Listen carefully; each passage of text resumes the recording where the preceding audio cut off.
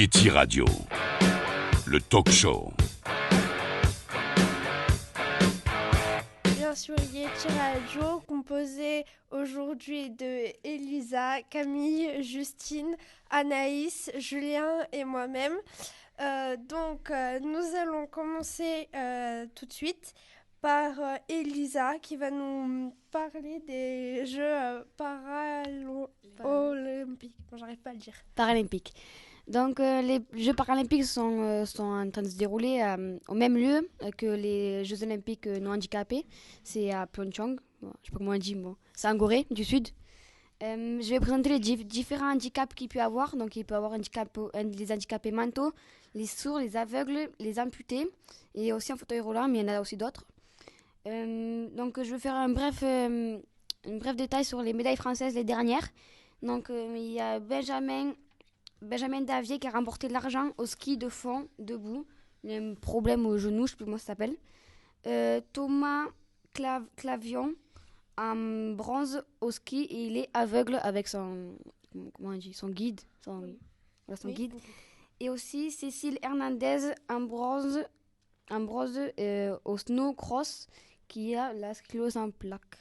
C'est un truc sur tout le corps, il me semble.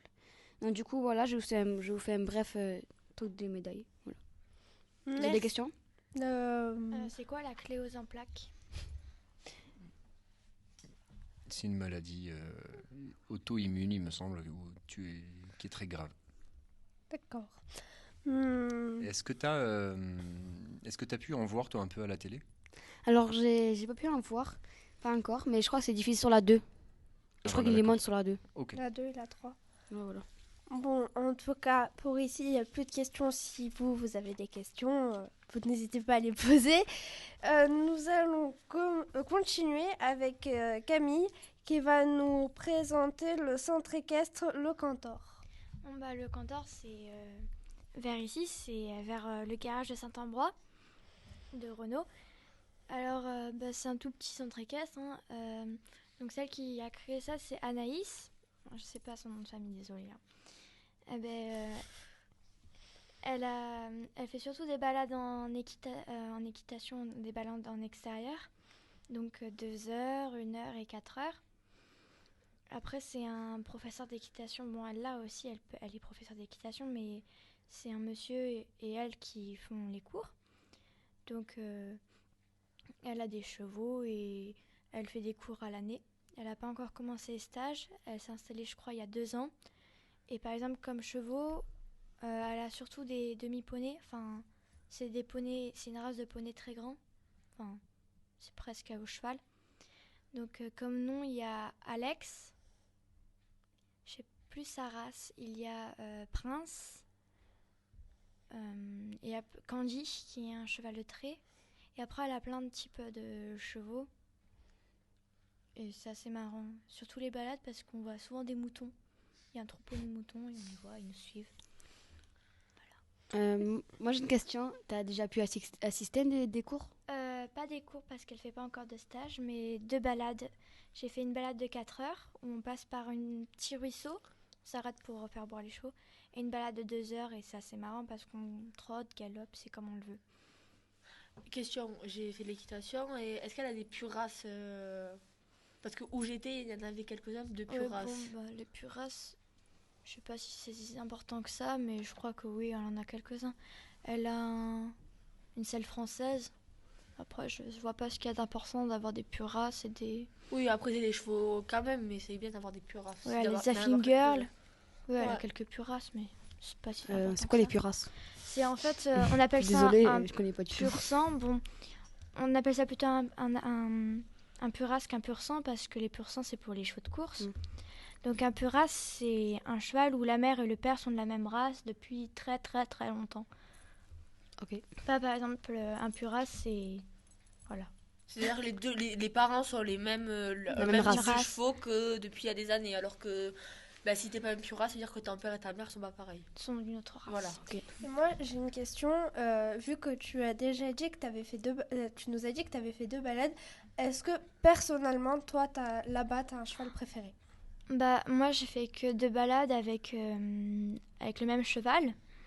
Donc oui, j'ai découvert un cheval totalement différent que d'habitude que je montais. Et vraiment, je l'adorais ce cheval, mais j'ai pas connu d'autres chevaux, j'ai pas monté d'autres chevaux que celui-là. D'accord. C'est bon pour les questions. Oui. Désolé, on n'a pas trop de rubriques. C'est la dernière rubrique. Et Anaïs va nous présenter la rubrique sur les droits de l'enfant parce qu'on avait eu une petite conférence. Donc, le vendredi 9 mars, on a une association qui est venue dans notre collège pour nous présenter les droits de l'enfant, même pas c'est les droits de l'homme, qui s'appelle DEI. Elle vient de Paris, l'association de Paris. Donc, je vais vous présenter un petit peu tout ce qu'elle nous a présenté par ordre qu'elle nous a parlé. Donc, elle nous a parlé déjà en 1989, il y a eu la Convention internationale des droits de l'enfant. Il n'avait pas de droit avant cette date. Les enfants n'avaient pas de droit avant cette date. Les droits des enfants sont les mêmes que les hommes, c'est-à-dire que même si on a un enfant, on peut avoir les mêmes droits qu'un adulte ou qu'un homme. Les droits des enfants violents, donc la violence, l'éducation, la santé, etc., etc. Et les droits sociaux, les droits sociaux, avant ces dates, ils devaient travailler les enfants, donc à 8 ans, ils travaillaient. Et ils ont décidé de ne plus faire travailler les enfants et les femmes enceintes. Au début du 19e siècle, l'enfant n'est pas considéré comme adulte, c'est considéré comme un enfant en gros. Ils ont créé la première prison pour les enfants, pour le moral, pour recadrer les enfants. Ils étaient très peu nourris, peu logés. Ils étaient privés de leur famille. Et on appelait ça une maison de correction, donc c'est ce qu'on appelle, on les appelle maintenant comme ça. Jacques Prévert, il a écrit un poème pour les enfants vers cette époque pour dire que les enfants c'est quand même important parce que c'est quand même c'est grâce à eux qu'il va y avoir encore de la population plus tard. En 1904, l'État s'occupe des enfants sans famille, donc les enfants orphelins, soit leurs parents sont morts ou quoi. Donc ils vont porter des médailles d'immatriculation pour dire que c'est bien leurs enfants et jusqu'à leurs 6 ans ils vont les garder, puis il y a un homme qui va venir les enlever, qui va faire un papier pour dire c'est bien cet enfant et qu'il n'y ait pas un trafic, que quelqu'un le prenne à la campagne ou quoi. Oui, avec les nounous. Voilà, c'est ça. Oui, si l'enfant meurt, pour pas que la nourrice se fasse payer. Ouais, voilà. Le 29 mai 1942, une loi française impose le port de l'étoile, donc c'est une étoile jaune. Et pour les juifs, donc cette étoile jaune, ils n'auront plus le droit de rien faire et en fait ils vont mourir. Quand ils ont cette étoile, ça veut dire qu'ils vont aller dans des camps de rétention, et qu'ils vont les faire mourir parce que les juifs à cette époque étaient très mal vus. À la Deuxième Guerre mondiale. Ouais, et il y a eu 10 000 morts en France et plus de 1,5 million. 1,4 million de personnes dans l'Europe qui sont mortes ou dans le monde. D'enfants 1,4 million d'enfants. Ah, d'enfants, je crois que c'était de n'importe. Pendant la Deuxième Guerre mondiale, 65 millions de personnes sont mortes. C'est la guerre qui a fait le plus. Et 1 million d'enfants sont morts. Enfin, 1,4 du coup. 1,4 million d'enfants sont morts pendant cette guerre. C'est celle qui a fait le plus de meurtres. Et après, du coup, il y a un homme qui est venu, donc je ne sais pas prononcer son nom, il s'appelle Jacques Mux-Korzak. Il a aidé à l'information de l'enfant, c'est-à-dire c'est lui qui a donné à l'enfant le droit de s'exprimer. C'est en polonais. Ouais, je sais pas comment on dit. C'est lui qui a eu le droit de dire à l'enfant, tu peux t'exprimer, tout ça. Et il va mourir en 1942 avec 200 enfants avec lui. Et il va les rassurer jusqu'au bout pour lui dire c'est pas grave, ça va vous faire bizarre, mais il va les rassurer tout ça. Et les droits des enfants et les valeurs sont les mêmes de 0. Donc quand tu commences à naître jusqu'à tes 18 ans, parce qu'à tes 18 ans, tu deviens adulte. Donc voilà. J'ai quand même une petite remarque à faire. Pendant la guerre, 1,4 million d'enfants qui sont morts, c'est quand même énorme. En même temps, il disait que c'était la guerre qui a fait le plus de morts, donc il comptait pas, c'était des enfants, ils tuaient tout ce qu'ils voyaient en gros. Oui, tout ce qui, tout ce qui bougeait. Et la majorité, c'était des enfants juifs. Hein. Oui, donc, en fait, un peu c'est ça. Les nazis voulaient exterminer tous les juifs, donc ils en sont pris d'abord aux enfants, puisque les enfants étaient... c'est pas d'enfants, les pas trop populations production. certaines. Ouais, voilà. Mais il y a la dame, elle nous avait expliqué, parce que nous aussi on l'avait eu, et la dame, elle nous avait expliqué que pour sauver ses enfants, il y a des familles qui les avaient pris chez eux. Ouais, mais c'était Et très dangereux parce C'était que... très dangereux de le faire, il les Caché dans les caves, j'ai vu. cachés. Pour justement les sauver, c'était très dangereux parce que si jamais quelqu'un savait que dans une telle famille, il y avait tel enfant qui n'était pas à eux, la famille se faisait... Tuer. Tuer. Ils envoyaient des Oui. soldats des soldats pour aller les voir et pour voir si ils voulaient pour voir s'il y avait du monde, tout ça. Pourquoi le Polonais, celui qui est mort avec les 200 enfants, est mort? Parce qu'il a donné des droits aux enfants que normalement les enfants ne devaient pas avoir. Donc le droit de l'expression, c'est-à-dire quand t'es un enfant, t'as pas le droit d'exprimer tes sensations, ça. Si t'es malade, t'avais pas le droit de le dire. Et du coup, lui, il a donné cette loi à l'enfant de dire si t'es malade, si t'as un problème, tu peux en parler, tu vas pas te faire tuer ou te faire taper parce que tu as quelque chose à dire. Et pourquoi il est mort avec 200 enfants? Parce qu'ils n'ont pas calculé, il était avec des enfants, et ils ont pris tout le monde. Ils vont pas séparer le monsieur des enfants parce que pour eux c'est pareil, ce sont des êtres humains donc. Et aussi, ce que tu n'as pas expliqué, c'est qu'au début, en fait, pourquoi ils ont commencé à créer une association pour les droits de l'enfant il y a très très très longtemps, c'est parce qu'il y avait beaucoup de bébés qui étaient abandonnés. Ouais, C'est ça qu'ils ont créé les. Oui, Et du coup, ils faisaient des tours, mais le problème, c'est que c'était dur d'aller trouver des nourrices parce que tout le monde. Bah en avait oui, besoin. parce qu'ils disaient que en fait après quand ils avaient créé, c'était les femmes des églises qui les s'en occupaient, mais le problème c'est que à un moment elles en avaient trop et le problème c'est qu'elles pouvaient pas s'occuper de tout. Et qu'elles pouvaient pas les nourrir parce qu'elles n'avaient pas le droit d'avoir des enfants. Oui, c'est ça. Et à cette époque-là, les nourrices, elles devaient garder le petit jusqu'à 6 ans. Ouais. Et du coup, ils trouvaient jamais des nourrices, donc il fallait aller à la campagne et entre les trajets, il y avait beaucoup de bébés qui mouraient. Ouais, parce que ils avaient pas mangé depuis quelques jours ou quoi.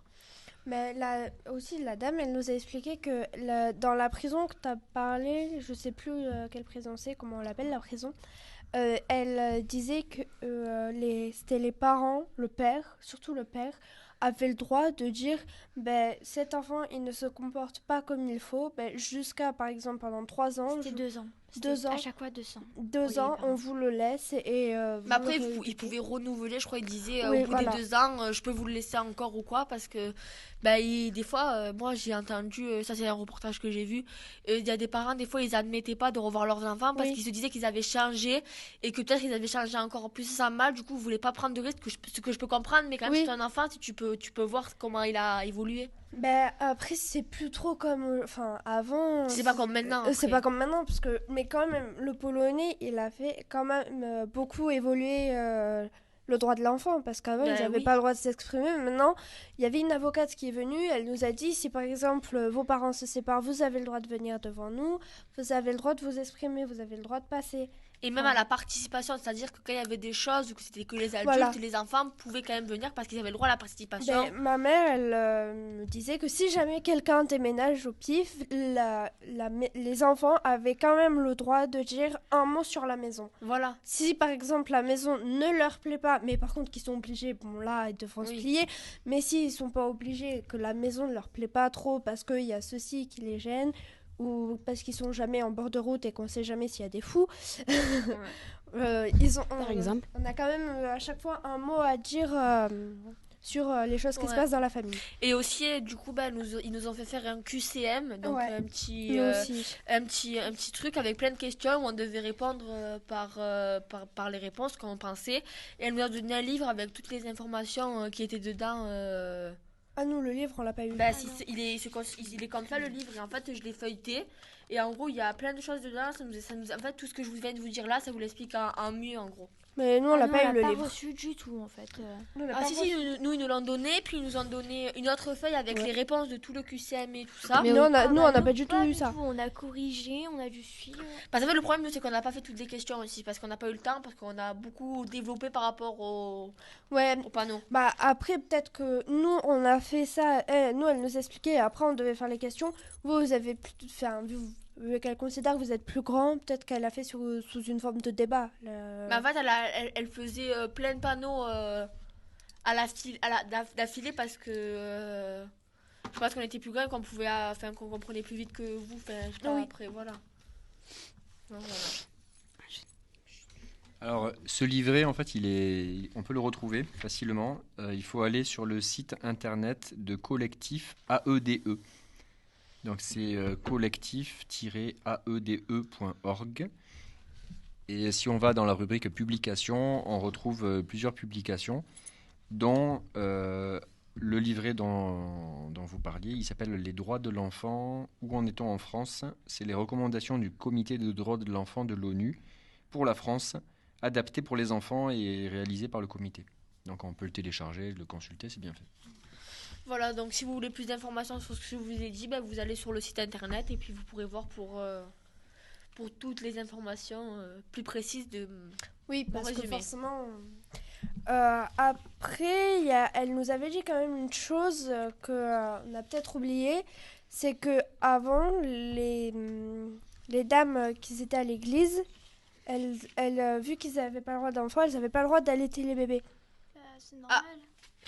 Elle nous l'a dit. Nous, Elle nous l'a dit. Elle nous avait dit que comme c'était elle qui avait le lait, qu'à un moment elle n'en avait plus, du coup elle pouvait plus, il fallait qu'elle... Non, En elle fait, nous a elles dit n'avaient qu'on pas le avait droit d'avoir des enfants et tant que tu as des enfants, elles n'avaient pas le lait. Tant Ouais, qu'elles je avaient sais d'enfants. pas, moi Et à j'avais cette compris ça. époque-là, Donc, Ils n'ont pas le droit d'avoir d'enfants, donc c'était impossible. Tu veux parler? Non. Bon, merci beaucoup de nous avoir écoutés et on vous dit à la semaine prochaine. Ciao. Ciao. Au revoir.